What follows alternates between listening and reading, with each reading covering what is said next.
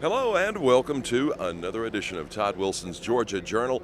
We are taking a big excursion this week as we're going to be taking you on a train ride. It's the Sam Shortline Railroad experience. That's what we're going to be bringing you. As that whistle means it's just about time to get on the train. We're going to be traveling from Veterans State Park in Cordele down to Plains, Georgia, and stopping off in Americus on the way. There's a lot to see and a lot to show you about the way things used to be traveling the rails. That's what's coming your way on this week's edition of Todd Wilson's Georgia Journal. A brief bit of history before we begin our journey. The first railroad engine, well, it was developed in England back in 1804. The first rail lines in America for commercial use were built in Massachusetts in 1826. The first western-bound railroad in America was chartered in 1827 as the Baltimore and Ohio. Now, the first steam locomotive used in the country was back in 1829. Railroads began being developed in Georgia in the early 1830s. And as development continued, the many rail lines would intersect in a community called Marthasville, which in time would become the city of Atlanta. That's what made it such an attractive target for General Sherman during the American Civil War. Railroads were responsible for our nation's early growth and western expansion and was one of the early major industries in the country. Until the railroads came about, traveling, well, it meant saddling a horse or mule or hitching up a wagon. Now that's railroad history in brief. We'll visit with manager Kathy Odom, who talks about our excursion. I'm the manager. I make sure that the crew's here, the train's ready and rollable, and that the communities are ready for us when we get there. Now, I notice you've got busloads of folks coming in the parking lot. I noticed plates, license plates from all over the state, North Georgia, from Florida, from all across the South, to come and experience the Sam Shortline. Yes, we're so excited. They come from all around. We mainly pull from about 150 to 200 mile radius. A lot of people come in and spend the night before, so it's a lot of fun, something different from to do. Well, I know people maybe have heard of Amtrak, things like that, but a lot of people don't realize the fact that before there were a lot of airlines, this was the main way of commuting. That's right. Everybody used to get around on the rails, and that was one of the dreams of President Carter after he was not president any longer and he moved back to Plains. He wanted people to come and experience a small town atmosphere, and they created his boyhood farm, which is called Archery. And so then he started working in 1999, and in 2000 they created the Southwest Georgia Railroad Excursion Authority, and so that's where his dream came true. Now, you have trips year-round. How's the schedule set up? Generally, we don't run much during January and just a little bit during February, and then some during the summer when it's so hot and there are gnats everywhere. People just want to stay home. But of course, our cars are air conditioned. They have bathrooms in it. We do have a commissary car that has hot dogs, sausage dogs, all sorts of good surprises in it to eat and souvenirs. And so it's a good day trip. And of course, the stops along the way, do they vary throughout the year, or is it just one set route?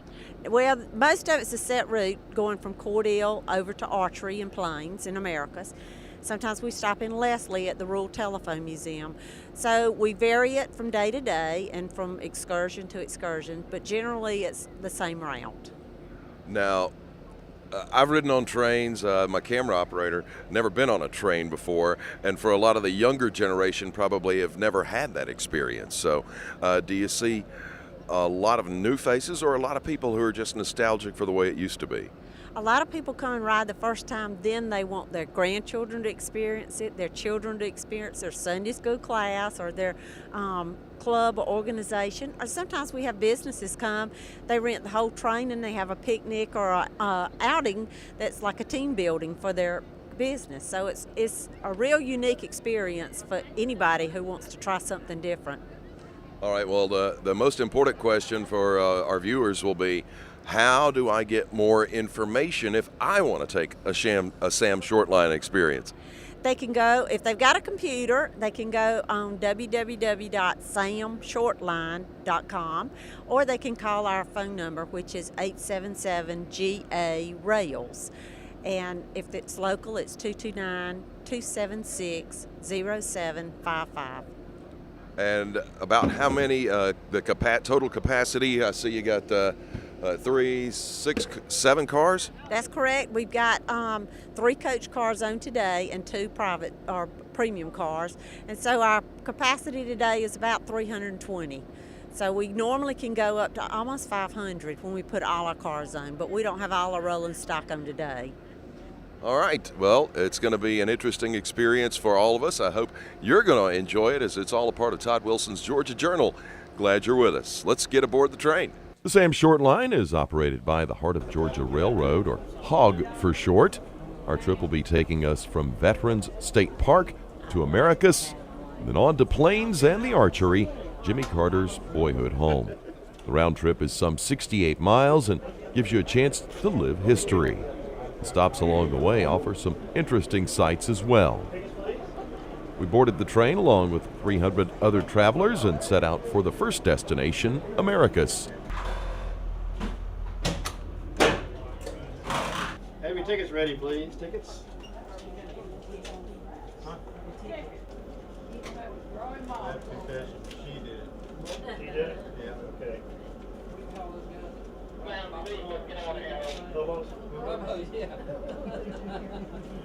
And like the old song, The City of New Orleans, the Sam Shortline winds past cities, farms, and fields. The first sight after leaving the station at Veterans State Park, though, is Lake Blackshear.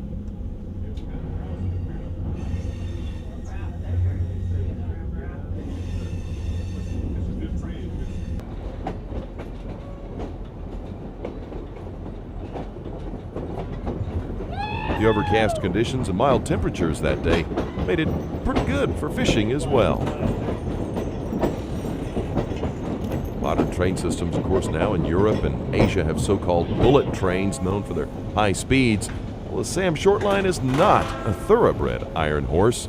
It travels only at a modest 25 to 30 miles an hour, but that will allow you to enjoy the scenery, the farms, the countryside, and even the small communities along the way. If you'd like to explore downtown Americus, hop on the Victorian trolley that will await you at the depot. The trolley will tour around town and drop you off at the historic Windsor Hotel. The Windsor has been restored to its 1892 elegance and is well worth your time to see its 3-story central atrium. Another downtown Americus landmark is the Rylander Theater. It evokes the charm of the early 1900s vaudeville theater.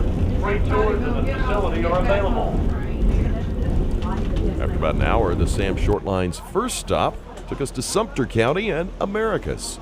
After getting off the train, shuttles were there to take us to downtown Americus and the historic Windsor Hotel. The Grand Hotel, first built in 1892, has been renovated and is now operated by Best Western. The Grand Hotel features over 6,000 square feet of meeting space, along with a restaurant, pub, and spa.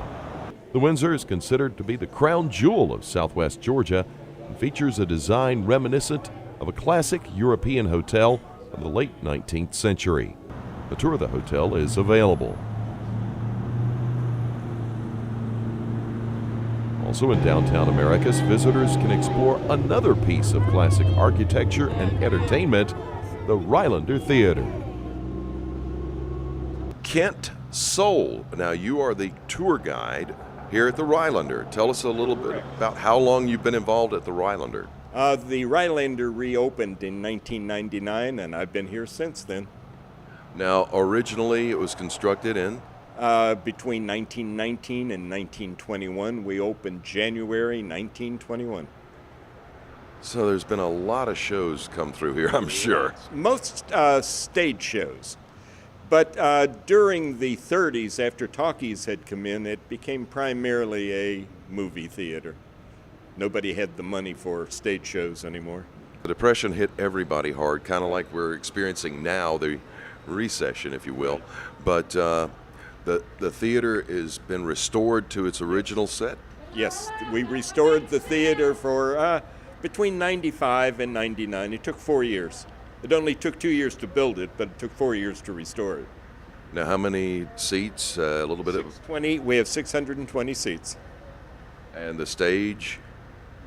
What about the stage? The size? It's big. It's big? And any current productions that are performed here? Crimes of the Heart just finished last weekend. Our next major thing is the Atlanta Opera will be here next weekend. We're not a museum. This is a functioning theater. It's live entertainment. There's something about the theater experience that sets it apart still. Right. Whether it's live music or comedies or dramas, it's so much a different experience because it's more personal, say, than just staring at a movie screen. Oh yeah, we're going to go out on the limb in October. We're doing a Hitchcock film series, but we do very, very few films. Well, I know that folks who may be watching and might be interested in future productions, how could they get more information before we take our tour inside?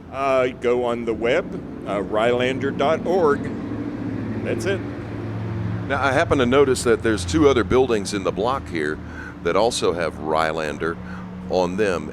Tell us a little bit about Mr. Rylander. The first building, which is now the international headquarters for Habitat for Humanity, was Mr. Rylander's Ford garage. Upstairs was where the workroom was. You'd take the cars up on an elevator. The second building, which is now Monroe's Hot Dogs, was his Chrysler Plymouth dealership. Over top of that was the Rylander Ballroom. Then his son built this building after the war. That'd be World War I. And it was to fill a void. We just didn't have any large venues. And it was used for all kinds of things, like high school graduations and things of that nature. So it wasn't just a theater. Here in the barrel vault, the frescoes at either end are original. And we were doing some repair work 2 years ago on one of the air conditioning vents and discovered the border around here that had been painted over. See, in the 30s, when it became primarily a theater, a movie theater, they painted over everything to make it dark. The black box effect, you know, which is so popular.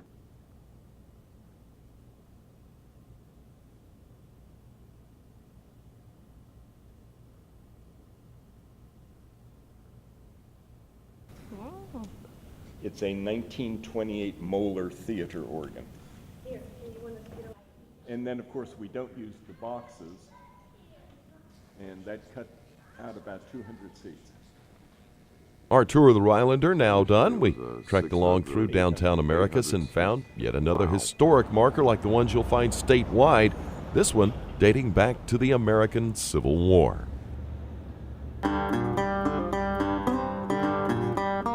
Todd Wilson's Georgia Journal, and this week the Sam Shortline Railroad is what we're doing. We've just wrapped up our visit here to the beautiful community of Americus and touring the Rylander Theater, and it is a great experience. We certainly hope you're enjoying this week's episode, and we're going to continue on as we're boarding the train again, bound from Americus for Plains, where we're going to have some lunch, and then on to the boyhood home of Jimmy Carter. That's all coming up on Todd Wilson's Georgia Journal. Stay with us. Welcome back to Todd Wilson's Georgia Journal and our trip on the Sam Shortline Railroad. We left Americus and are back on the train continuing westward. And we'll be stopping the birthplace of a former president. That's all coming up on Todd Wilson's Georgia Journal. toward the home of former governor, president, Nobel Peace Prize winner Jimmy Carter.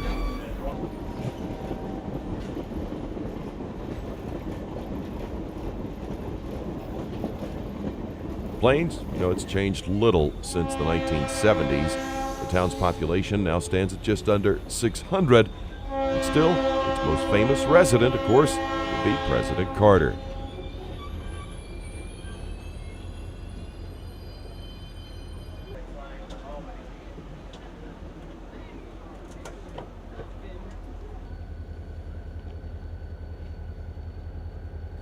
The downtown Plains area features 2 restaurants, and an inn, and an antique mall, and several antique shops which occupy the former locations of a bank and general store. This brick commercial strip, if you will, was built back in the 1890s. Of course, Plains also home to the annual Georgia Peanut Festival.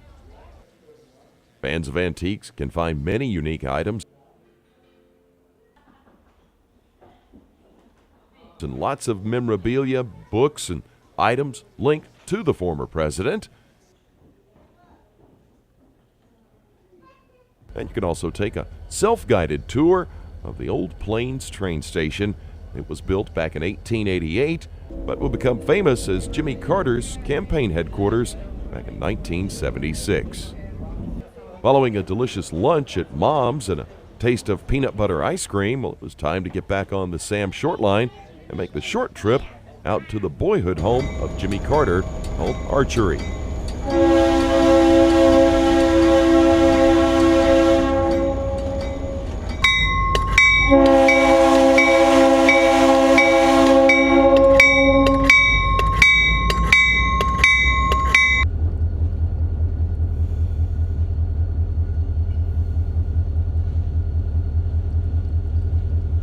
Radney Williams is with the National Park Service, and he is here at Archery, which is southwest of Plains? Yes, sir. Yes, sir. It was a small community back in the 20s and 30s and 40s, about 25 families. There's examples of the tenant homes, of the tenant farmers that lived here. They either worked for Mr. Earl Carter on this farm once he bought it now. I'm not sure who the family was he bought it from. I can't remember the name, but he bought it in 28 when Mr. President Carter was 4 years old. They either worked for him or they worked for the railroad. And Mr. Earl stayed here until 1949, whenever he sold the farm and he moved back to town and opened the Carter Warehouse until he passed away in '53. But it was like a little community in itself. He bought the store so that he could help the people. And again, he had tenant farmers for his helpers. You might have heard me say that a minute ago. He did not believe that sharecropping was the fair way to do it, and so he paid them every day for what work they did for him. And the day began at 4 o'clock in the morning here in Archery. There's a bell over there. If you want to take a picture of it, it was rung every morning at 4 o'clock. President Carter wrote a book about 1 hour before daylight. And when they rang that bell, they knew it was an hour before daylight, and they had to go get ready and come to work. And they would be at work at daylight, getting the mules hooked up, getting ready to hit the fields. Plowing and slopping hogs and feeding chickens. Whatever the day was, yes, sir. Mainly it was row crops here, as more than I haven't seen any history about a lot of farm animals other than the few that they would have around. But mostly row crops, peanuts, cotton, and then some of the bean products, but mostly peanuts and cotton. Now, Radney, corn? Yeah, love sweet corn. How long has this property been a part of the National Park Service? The Park Service, if